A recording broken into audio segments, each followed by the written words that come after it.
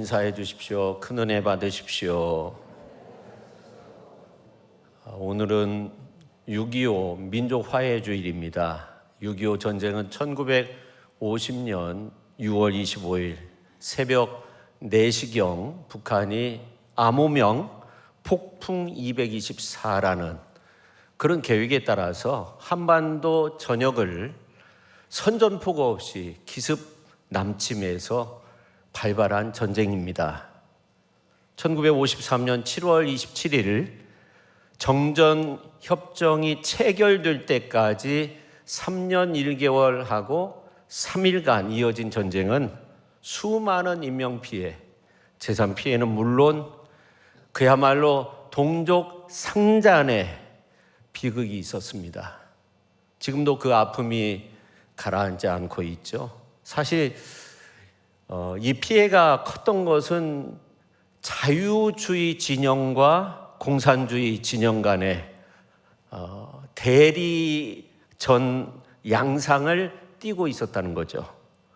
그러니까 이건 동족 상잔의 싸움이기도 하지만 더 나아가서 유엔 연합군과 공산 연합군이 맞붙은 국제전의 성격을 띠었습니다. 그래서 전쟁이 멈춘 지 오랜 시간이 흘렀지만 분열과 대립은 한 민족을 둘로 갈랐고 서로를 향한 적대감이 갈수록 커지고 있습니다. 우리 민족은 남북이 하나였다는 사실을 잃어버리고 있습니다. 본래 남과 북이 한 피를 나눈 같은 민족이었다는 사실을 망각하고 있습니다. 언어, 문화, 생활도 이질적인 남보다 못한 그런 존재가 되었습니다. 특히 젊은 세대로 갈수록 북한은 같은 민족이 아니라 그저 우리에게 위협을 주는 국가로 그렇게 생각하고 있습니다. 또 전쟁을 직접 겪지 않은 세대마저도 최근 북한이 보여주는 무관심, 적대감을 학습하면서 혈육의 정을 잃어가고 있습니다. 저는 이러한 모습을 보며 이 시대가 해밍웨이가 말한 것처럼 잃어버린 세대가 된 것 같아요.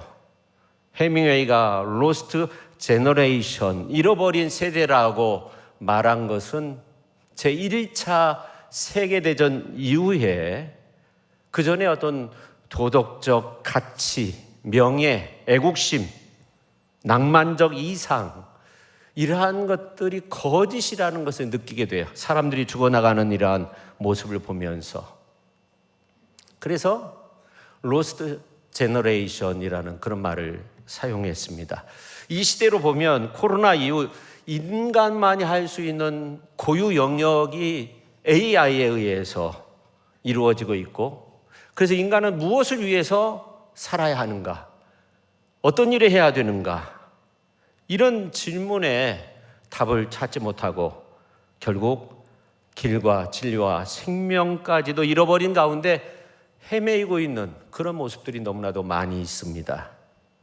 이렇게 길과 진리와 생명 되신 하나님을 잃어버린 인간의 특성이 뭐냐면 심리학자 나폴레옹 힐 견해에 따르면 7가지 불안에 떨고 있다, 그런 말을 했어요. 첫 번째는 경제적 불안, 실패 불안, 또 질병 건강에 대한 불안, 사랑에 대한 불안, 노쇠에 대한 불안, 자유에 대한 불안, 그리고 죽음에 대한 불안에 떨고 있다는 겁니다. 현대를 살아가는 사람들은 이런 7가지 불안에 떨면서 완전히 바닥이 드러난 채 아무것도 할 수 없는 그런 상태 속에서 지내고 있습니다. 첫째, 참된 길을 잃어버렸습니다. 좋은 부모가 되는 길, 좋은 남편이 되고 아내가 되는 길, 좋은 자녀가 되는 길, 이것뿐만이 아니에요. 행복해지는 방법, 사랑하는 방법, 나를 찾는 방법, 대화하는 방법, 더 나아가 좋은 성도가 되고 좋은 직분자가 되는 방법, 이러한 것들도 잃어버렸습니다. 여러분이 서점에 가서 무엇하는 길, 무엇하는 방법, 이러한 어떤 책을 찾아보면 수백 권도 더 될 거예요. 이런 주제의 책들이 많다는 것은 그만큼 우리가 진정한 길에 대해서 목말라 하고 있다는 그런 의미가 있는 거죠. 이렇듯 우리의 인생은 언제부터인지 모르게 내가 가는 길이, 내가 걷는 이 길이 과연 진짜로 제대로 걷는 길일까? 그렇게 알 수 없는 불안감에 빠져 있습니다. 제주 올레길을 일궈낸 서명숙 이사장이 생전에 경험한 이야기가 있습니다. 23년 동안 기자로 일하면서 번아웃 됐어요. 탈진 상태가 돼가지고 산티아고 순례길을 떠나게 됩니다. 그곳에서 영국인 여성을 만나게 돼요. 이 여성이 하는 말이 뭐냐면 무한 경쟁, 아파트 숲속에 갇힌 한국 사람들을 안타까워하면서 너희 나라야말로 이런 길이 필요하지 않느냐. 어서 너가 고국에 돌아가서 너가 이런 길을 한번 만들어 봐라. 이 말을 듣고 거부할 수 없는 소명이 됐고 그 이후 모든 것을 내려놓고 고향 제주도로 가서 수십 년간 일궈 놓은 제주 올레길에서 수많은 사람들이 그 길을 걸으며 평안과 위로를 얻고 있습니다. 정호승 씨의 봄길을 보면 길이 끝나는 곳에서도 길이 있고 길이 끝나는 곳에서도 길이 되는 사람이 있다. 예수님은 바로 길이 끝나는 곳에서도 길이 되어 주신 분입니다. 우리가 멈춰선 사망의 끝자락에서 영원한 생명의 길을 열으셨어요. 예수님은 죄로 엉클어진 세상을 하나님의 사랑과 있는 유일한 가교가 되셨습니다. 우리 인생은 담을 쌓는 삶과 길을 여는 삶으로 나뉘어진다고 합니다. 그런데 우리가 믿는 예수님은 저와 여러분을 위해 기꺼이 길이 되어 주셨어요. 그러므로 예수님의 은혜를 입은 우리 역시 이제는 누군가에게는 살 길을 열어주는 사람이 되어야 하는 거죠. 갈 길을 열어줄 수 있는 소망자가 되어야 하는 겁니다. 누군가의 길이 되어주는 그런 복된 삶을 살아야 될 줄로 믿습니다. 그 다음에 두 번째, 참된 진리를 잃어버렸어요. 독일의 사진작가 보리스 엘다크젠이라는 사람이 있는데 2023년 정기공이라는 그런 사진을 출품을 했어요. 소니 크리에이티브 부분에서 최고의 상을 받았어요. 아주 멋진 사진이라고, 흑백 사진인데. 근데 1등에 이제 아주 유명한 작품으로 선정이 됐는데 그 상을 거절한 거예요. 그 이유는 뭐냐면 내가 출품한 사진은 진짜 사진이 아니라 AI가 만든 거다 하는 거예요. 폭로를 했어요. 스스로 상을 거부하면서 이 시대가 가짜 사진을 걸러낼 준비가 되어 있는가 시험하기 위해서 내가 이 작품을 출품했다 하는 겁니다. 제가 오래전 중국에 간 적이 있는데 이 가이드의 인도로 어디를 가냐면 짝퉁 매장에 갔는데 얼마나 큰 매장인지 정말 어마어마하게 큰데 그곳에 갈 때는 좀 재미있다 생각하는데 갔다 와서는 뭔가 이렇게 마음이 좀 좋지 않은 그런 느낌을 받았는데 A급 짝퉁이 있어요. 진품과 거의 비슷한 거. B급, C급. 이거는 짝퉁 측에 들 수 없는 진짜 짝퉁. 뭐 이상한 말이죠. 이런 제품들이 있더라고요. 근데 우리나라에서도 아빠 찬스, 위장 전입 뭐 이런 단어는 일상어가 되어 있고 그래서 우리가 가지고 있는 이러한 어떤 그 재산 중에 가상화폐를 가지고 있는 분들도 있고 위조화폐도 있고 뭐 잘못된 거죠. 부동산도 가상부동산이 있어가지고 사기꾼이 판을 치는 그런 경우도 있고 이런 세상에서 우리가 살 길은 무언가 하는 거죠. 이런 가운데서 우리가 정말 우리 내면에 집중하는 훈련이 필요해요. 가상화면, 가상 게임보다 내 속에 진짜인 나의 모습에 더욱 집중을 해야 됩니다. 그런 의미에서 예수님의 말씀은 굉장히 우리에게 큰 의미를 주는데, 성령과 신부가 말씀하시기를 오라 하시는도다. 듣는 자도 오라 할 것이요, 목마른 자도 올 것이요, 또 원하는 자는 값없이 생명수를 받으라 하시더라. 가짜로 인해서 목말라 하는 이 시대 속에서 참 생명수 되시는 예수님 안에서 우리가 새 힘을 얻을 수 있다는 겁니다. 원하는 자는 값없이 생명수를 받으라. 우리가 예수님 안에서 새로운 생명력 있는 그런 참 진리의 길을 걸을 수 있다는 겁니다. 그 다음에 세 번째, 참된 생명력을 잃었다 하는 겁니다. 제가 말씀드리는 참된 생명력이라는 것은 단지 호흡을 유지하는 것이 아니라 영적, 정신적, 육체적 건강의 조화를 통해 아름다운 삶을 추구하는 가치 있는 삶을 의미하는 겁니다. 현대인들은 영적, 정신적, 육체적으로 생명력 있는 삶을 살지 못하는 경우가 참 많이 있습니다. 그래서 이 현대인들 가운데 내가 정말 건강하게 살고 있는 것일까? 내가 해야 할 일들은 하지 않고 그냥 바쁘게만 지내는 것은 아닐까라고 그렇게 고민에 빠져 있는 경우도 참 많이 있습니다. 유명한 그런 이야기인데, 미국 뉴욕에서 발행되는 세계적인 잡지 리더스 다이제스트, 가이드 포스트, 코스모폴리탄 이러한 곳에서 저널리스트로 활동했던 아셔 고든에 대한 이야기입니다. 이분이 고민에 빠졌어요. 글을 써야 되는데 너무나 심한 스트레스에 빠지게 되고 아무것도 할 수 없는 우울증까지 빠지게 되는 그런 어떤 한계에 부딪히게 되었어요. 결국 친한 의사를 찾아갔습니다. 친구인 의사는 아셔 고든을 보더니 자네가 정말 지금 하고 싶은 것이 무엇인가? 그러니까 하는 말이 뭐냐면, 내가 바닷가에 가서 파도 소리, 갈매기 소리를 듣고 싶다. 그렇게 말을 했어요. 한참 생각하다가 이 아셔 고든에게 처방전을 주었는데 9시, 그 다음에 정오 오후 3시, 6시에 그 처방전을 읽어보라는 거예요. 순서를 꼭 맞추고 다른 거 보면 안 되고 9시가 되면 첫 번째 처방전을 읽어보고 12시, 오후 3시, 6시 그렇게 하도록 했습니다. 아셔 고든이 처방전의 쪽지를 받아들고 집으로 가서 그 다음날 9시가 돼서 첫 번째 처방전을 펼쳤어요. 자네가 좋아하는 파도 소리, 갈매기 소리를 들으러 바닷가에 한번 가보게나. 바닷가에 갔어요. 야, 너무나도 좋다. 정오가 되었어요. 두 번째 처방전을 읽었어요.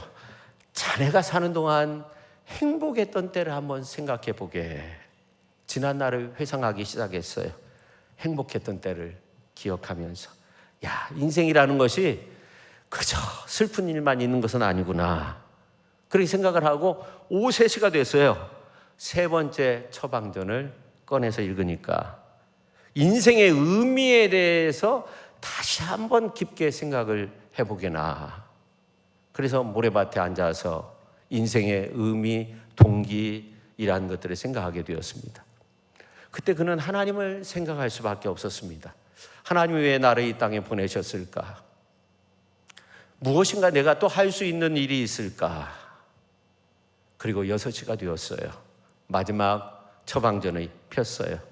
거기에 글이 적혀 있는데, 이제 자네의 죄를 하나님 앞에 고백할 시간이네. 그러면 자네의 병이 나을 것세. 자네의 죄를 모래사장에 전부 다 쓰게나. 그래서 모래사장에 생각나는 모든 죄를 썼어요.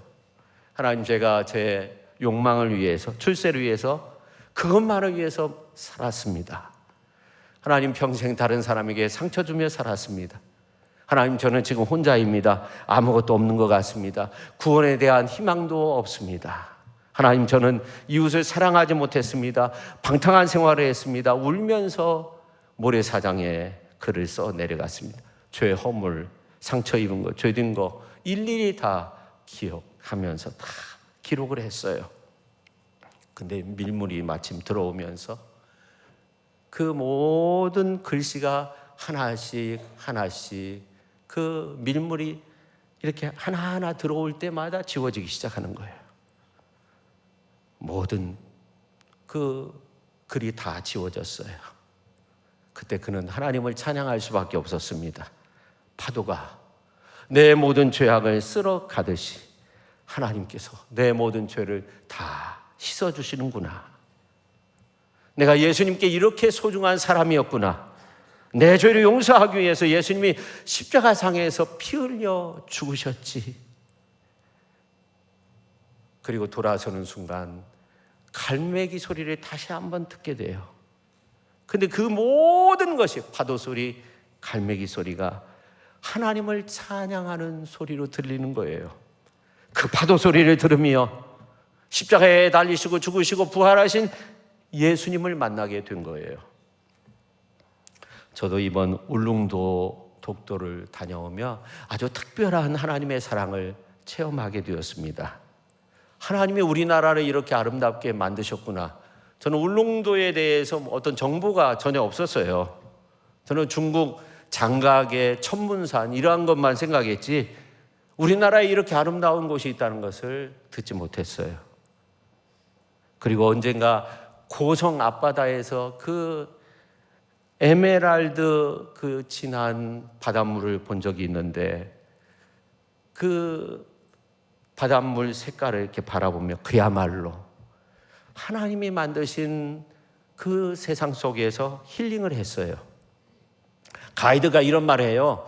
이런 때는요 절대로 멀미약 먹으면 안 됩니다. 멀미약 먹고 졸면 안 됩니다. 제가 1년 동안 보니까 이렇게 파도가 없는 날이 없었다는 거예요. 제가 생각할 때 독도에 가서 우리 목사님이 여러 기도의 제목을 가지고 함께 기도회를 했어요. 그 뭐 접한 시간이 얼마 안 되잖아요. 한 30분 정도 되는데 한 10분 넘게 그렇게 기도회를 가지고자 하니까 하나님께서 이렇게 좋은 날씨를 주셨는가 보다 그런 생각을 했어요. 어느 목사님은요 차를 운전을 해야 되는데 출발하기 직전에 카톡이 왔어요. 권사님이 돌아가셔가지고 못 가겠다는 거예요. 근데 조금 있다가 또 연락이 왔어요. 죽었던 권사님이 살아났다고 연락이 왔다는 거예요. 그래가지고 차를 운전하고 차에 다녀왔어요. 근데 이 살아난 권사님이 연세가 많으신데 퇴원해서 집으로 와야 되는지 병원에 있어야 되는지 고민을 한다는 거예요. 그래서 제가 그랬어요. 병원에 있으시라고 하라고. 간혹 그렇게 살아났다가 바로 돌아가시는 경우가 있으니까 그럼 어떻게 해요? 차는 어떻게 해요? 이분이 이제 차를 운전하고 잘 다녀왔어요. 우리가 정말 예수님을 만나야 구원 얻을 수 있는 겁니다. 예수님을 만나야 새 생명을 얻는 거예요. 예수님 만나야 행복해질 수 있고 예수님 만나야 어려움도 이겨낼 수 있는 거예요. 예수님 만나야 진정 아름다운 믿음의 길을 걸을 수 있는 거예요. 이 잠언서에 보면 가장 많이 등장하는 단어가 내 아들아, 내 딸아 그런 말이죠. 그래서 내 아들아 이렇게 부르면서 권면한 가장 중요한 내용은 참 지혜는 뭔가 하나님을 아는 것이다. 지혜의 근본은 하나님을 경외하는 것이다.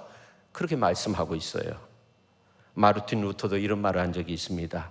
하나님은 죄된 우리를 버리시지 않고 예수 그리스도의 은총으로 우리를 구원하시려는 열망이 가득한 자애로운 분이 되신다.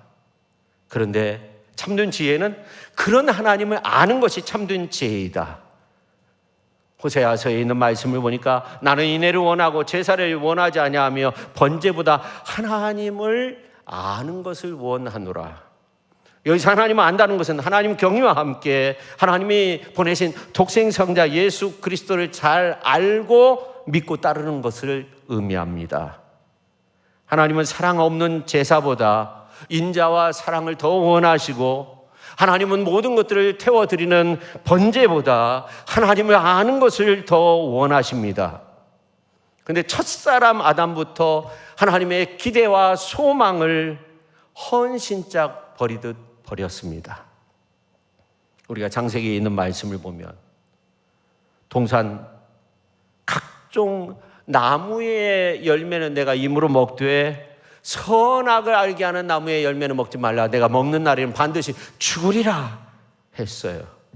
이건 하나님이 우리 인간에게 주시는 하나님에 대한 지식, 첫 번째 지식이죠. 하나님이 원하시지 않는 것에 대한 최초의 지식이었습니다. 근데 아담과 하와는 너무나 쉽게 그 지식을 버렸어요. 그 결과 신라곤 되죠. 에덴으로 가는 길을 잃어버리게 됩니다. 하나님의 말씀을 깨닫게 하는 이 소통의 진리를 잃게 돼요. 영원히 살 수 있는 영혼의 생명의 열매, 생명수 나무의 열매를 잃고 말았어요. 아담과 하와는 모든 것이 풍부한 에덴에서 영원히 살 수 있는 권리를 빼앗겼을 뿐만 아니라 생명나무가 있는 에덴 동산에 갈 수 없게 되었습니다. 그렇다면 단지 아담과 하와의 죄 때문에 우리의 현실이 이렇게 되었을까? 그렇지 않습니다. 우리는 현재 이 시간에도 또 다른 아담과 하와가 돼서 하나님의 말씀을 들으려 하지 않고 하나님의 뜻을 외면하고 하나님의 의지에 도전하고 있습니다. 그래서 우리의 운명과 현실은 더욱더 철저히 파괴되고 무너지고 부서지게 된 겁니다. 그렇다면 이러한 현실을 벗어날 수 있는 방법은 무엇일까요? 네 번째, 우리는 잃어버린 참된 길, 참된 진리, 참된 생명을 찾기 위해 예수님을 만나야 합니다. 옆에 분한테 예수님을 만나십시오. 주여, 주께서 어디로 가시는지 우리가 알지 못하거늘 그 길을 어찌 알겠습니까? 도마가 그렇게 질문할 때 예수님이 내가 곧 길이요 진리요 생명이 나로 말미암지 않고는 아버지께로 올 자가 없느니라 그랬어요. 예수님께서는 우리가 알고 있는 여타의 종교적 진리들과는 다른 대답을 하셨어요.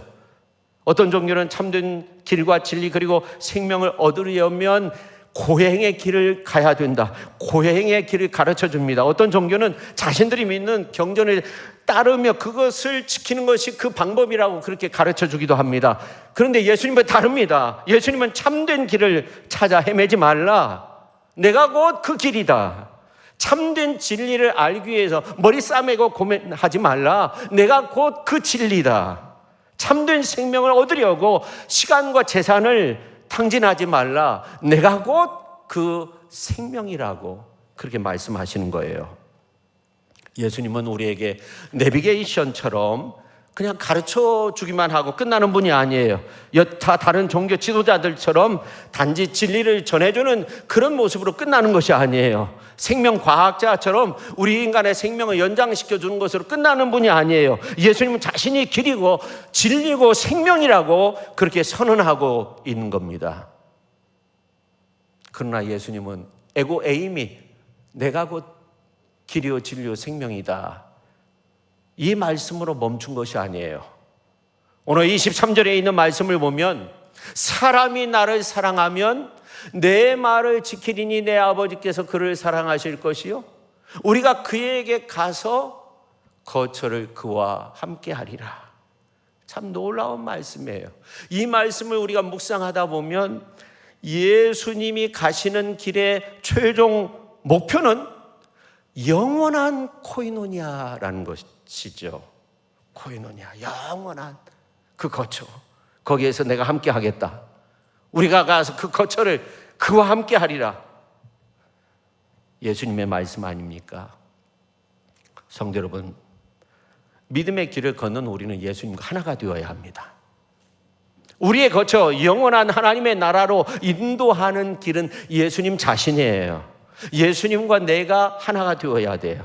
그럼 우리가 어떻게 예수님과 하나가 될 수 있을까요? 어떻게 주님이 예비하신 곳으로 갈 수 있을까요? 간단해요. 주님이 초대하시는 그 말씀에 그 초대에 아멘하고 응답하면 되는 거예요. 수고하고 무거운 짐진 자들아 다 내게로 오라 내가 너희를 쉬게 하리라. 그럼 아멘 하면 되는 거예요. 잔치할 시각에 그 청하였던 자들에게 종을 보내어 이르되 오소서 모든 것이 준비되었나이다. 아멘하고 그 초대에 응답하면 되는 거예요. 명절 끝날 곧 큰 날에 예수께서 서서 외쳐 이르시되 누구든지 목마른 건 내게로 와서 마시라. 아멘. 주님 앞에 가서 마시면 되는 거예요. 오라 너희 목마른 자들아 물로 나오라 돈 없는 자도 오라. 너희는 와서 사 먹되 돈 없이 값 없이 와서 포도주와 젖을 사라. 아멘. 이런 예수 그리스도의 초대를 받아들이고 아멘하는 거, 그 이상의 것은 없어요. 예수 그리스도를 믿는 믿음, 그것만이 예수님과 하나 되는 유일무이한 수단이 되는 겁니다. 다시 말해서 예수라는 생명의 참 포도나무에 접목할 수 있는 아주 강력한 접착제는 우리의 믿음밖에 없다는 겁니다. 그 믿음을 통해 예수님께 접붙여지는 인생은 변화를 경험하게 되는 거예요. 잃어버린 길을 찾게 되는 거예요. 그것을 통해 생각이 변화되기 시작합니다. 갈 길 몰라 방황하며 이리저리 갈팡질팡 했던 그런 생각들이 정리되고 가치 있는 긍정적인 생각에 몰두하게 됩니다. 믿음을 통해 예수 그리스도의 그 생각과 만나면 예수님이 주시는 그러한 꿈과 비전을 우리가 품을 수 있는 겁니다. 여호와의 말씀이니라 너희를 향한 나의 생각을 내가 하나니 평안이요 재앙이 아니니라. 너희에게 뭐예요? 미래와 희망을 주는 것이니라. 에레미야서 29장 11절에 나와 있습니다. 우리의 생각은 이만하면 됐다, 더 이상 안 된다, 이런 생각들을 많이 가집니다. 오늘도 우리 성도님들이 참 많이 오셨어요. 제가 볼 때는 코로나 이전 그 정도 이렇게 우리 교회가 회복이 되는 그런 느낌을 받습니다. 근데 하나님의 생각은 달라요. 하나님의 생각은 우리 인간의 생각을 초월해 계시는 거예요. 그러나 하나님은 위대한 믿음의 사람들의 인간적인 생각을 하나님의 생각으로 막 바꾸는 거예요. 평범한 아브라함으로 바꿨어요. 야곱, 이스라엘로 바꿨어요. 모세, 히스기야, 여호사밧 왕도 하나님의 생각을 가질 때 하나님의 놀라운 역사를 일으킬 수 있었어요. 오늘 이 시대의 믿음의 사람들도 이에 해당되는 거예요. 우리 모두 하나님의 생각을 가지고 세상으로 나아갈 수 있기를 예수님의 이름으로 축원합니다. 먼저 예수 그리스도를 믿는 믿음을 통해 우리의 생각이 바뀌고 우리의 사상이 바뀌고 예수 그리스도를 인해서 소망과 꿈을 가진 인생은 다시금 자신의 생각과 꿈을 향한 큰 믿음으로 무장되어지고 그것을 반복해서 입술로 고백함으로 실현시킬 수 있는 그런 능력을 소유하게 되는 겁니다. 이제 말씀을 맺겠습니다. 우리가 왜 신앙생활을 할까요? 믿음의 여정이라는 것이 무엇일까요?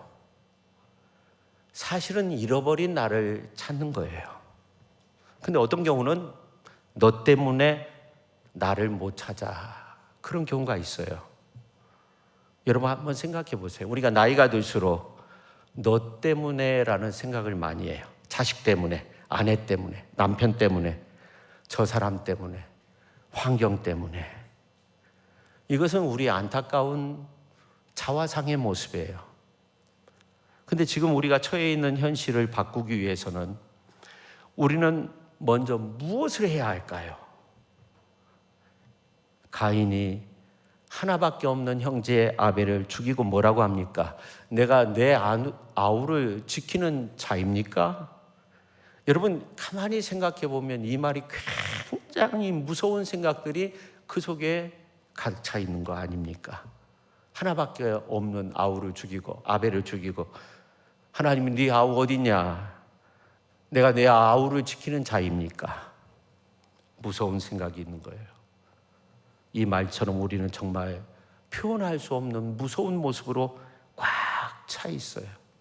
Lost generation, 잃어버린 세대가 되었습니다.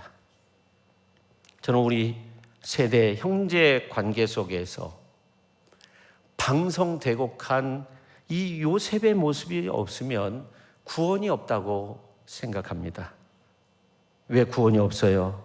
구원을 잃어버렸어요. 가인과 같이 되었으니까 구원이 없는 거예요. 우리는 요셉이 자신을 노예로 팔아버린 형들을 만났을 때 원망 대신 핏줄의 이끌림으로 인해 울었어요. 오늘 우리에게도 북한 땅의 형제들을 향한 복음의 눈물이 필요합니다. 우리 생활에서도 형제 자매를 함부로 대하고 구덩이에 밀어넣은 것이 있다고 하면 우리는 회개해야 됩니다. 요셉은 형들을 멀리 밀어내지 않았어요. 가까이 불렀어요. 자신이 당신들의 아우라고 총리이지만 그렇게 말했어요. 단절된 민족의 정체성을 회복하는 출발점은 우리가 한 피를 나눈 형제임을 고백하는 거예요. 교회 안에서도 마찬가지고 우리의 삶의 모습도 마찬가지예요. 그리스도 안에서 한 형제 아닙니까? 요셉은 아픔의 과거를 하나님의 생명 구원의 역사로 해석한 거예요. 내가 이렇게 큰 어려움 속에 감옥 속에 처하고 노예로 팔려가지고 형 나를 좀 살려달라고 할 때 외면하고 내가 이렇게 총리가 되었지만 그러나 하나님이 다 하셨다는 하나님의 구원의 역사로 해석을 했어요. 우리는 분단의 아픔 가운데서도 하나님이 이 민족을 하나로 묶어두신 요셉과 같은 눈물이 우리에게 필요한 거예요. 우리 인간은 아주 오래전 참된 길, 참된 진리, 참된 생명을 잃었습니다. 그리고 그것들을 다시 찾으려고 세상적인 온갖 노력을 경주했습니다. 그러다가 대다수의 사람들은 포기하고 거짓 길로, 거짓 진리에 빠져버리는 경우가 거짓 생명 가운데 지내는 사람들이 얼마나 많이 있습니까? 그러므로 다른 곳에서 그것을 찾아 헤매려고 해서는 안 되는 거예요. 잃어버린 원인은 우리가 예수님을 버렸기 때문에, 예수님과 분리되었기 때문에 그런 거예요. 그래서 우리가 첫 번째 해야 할 일은 예수 그리스도를 제대로 알고 제대로 만나야 한다 하는 거죠. 그분이 참된 길이 되십니다. 그분이 참된 진리가 되십니다. 그분이 참된 생명이 되십니다. 그렇기 때문에 참된 길을 찾고 참된 진리를 알며 참된 생명을 얻는 자는 그 순간부터 인생이 바뀌는 거예요. 소망을 품게 되고 주 예수님의 모습을 통해 말과 행실이 바뀌어지게 되는 거예요. 저는 이 시간 우리가 정말 마음의 문을 활짝 열었으면 좋겠어요. 예배 때마다 우리의 마음의 문을 활짝 열고 예배를 위해서도 함께 기도하면서 우리를 향해 우리의 마음의 문을 노크하고 계시는 그 주님을 향해 우리의 마음의 문을 열고 모셔드리면 좋겠어요. 볼지어다 내가 문 밖에 서서 두드리노니 누구든지 내 음성을 듣고 문을 열면 내가 그에게로 들어가 그와 더불어 먹고 그는 나와 더불어 먹으리라. 오늘 저와 여러분은 예수님께 잃어버린 자가 되어서는 안 됩니다. 부활과 생명 되신 예수님께 찾은 바가 되는 그러한 축복의 성도님들이 다 되실 수 있기를 예수님의 이름으로 축원합니다. 오늘 남과 북 민족 백성들도 마찬가지입니다. 언제나 예수님께 찾은 바 된 백성으로서 우리가 하나 된 모습으로 예수님과 연합함으로 주님의 영광을 드러낼 수 있는 우리 모두가 될 수 있기를 예수님의 이름으로 축원합니다. 축원합니다. 기도하겠습니다. 살아계신 하나님 아버지 감사드립니다. 우리는 이 땅에 살면서 주님과 연합하지 못하고 분리된 채 살아갈 때가 많이 있었습니다. 주님 외에 다른 곳에서 길, 진리, 생명을 찾고자 한 어리석음을 용서하여 주옵소서.